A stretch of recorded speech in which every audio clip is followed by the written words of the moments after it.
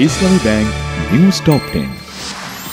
বাংলাদেশের অন্তর্বর্তী সরকার প্রধান হিসেবে জাতিসংঘে ডক্টর ইউনূসের প্রথম ভাষণ রাতে জানাবেন জুলাই বিপ্লব ছাড়াও দেশের সার্বিক পরিস্থিতি। নিউ ইয়র্ক ডক্টর ইউনূসের সফরের তৃতীয় দিনে মার্কিন পররাষ্ট্রমন্ত্রী ব্লিনকেন, জাতিসংঘ মহাসচিব গুতেরেস, নেদারল্যান্ডসের প্রধানমন্ত্রী সহ বিভিন্ন সংস্থার প্রধানদের সাথে সাক্ষাৎ। দৈনিক আমার দেশ পত্রিকার সম্পাদক মাহমুদুর রহমান বলেছেন, বিদেশে বসে বিপ্লব নস্যাতে ষড়যন্ত্র করছে পরাজিত শক্তি।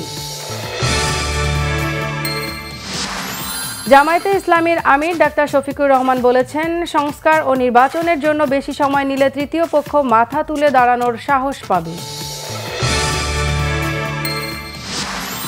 শতভাগ বৈদেশিক মুদ্রা আয়ের সম্ভাবনা কাজে লাগাতে ব্যর্থ ট্যুরিজম বোর্ড, ব্যবসায়ীরা দুষছেন নতুন নীতিমালা ও মন্ত্রণালয়ের সমন্বয়হীনতাকে। টানা বৃষ্টিতে সাতক্ষীরার বেতনা নদীর বেড়িবাঁধ ভেঙে নতুন নতুন এলাকা প্লাবিত, বাড়িঘর আর মাছের ঘের ভেসে শত শত কোটি টাকার ক্ষয়ক্ষতি। ভারতের বিহারে সন্তানের মঙ্গল কামনায় রীতি পালন করতে গিয়ে পানিতে ডুবে 40 শিশুসহ অন্তত 46 জনের মৃত্যু। যুদ্ধবিরতির আহ্বান উপেক্ষা করে হামলার তীব্রতা বাড়িয়েছে ইসরায়েলি বাহিনী, 700 ছাড়িয়েছে নিহতের সংখ্যা।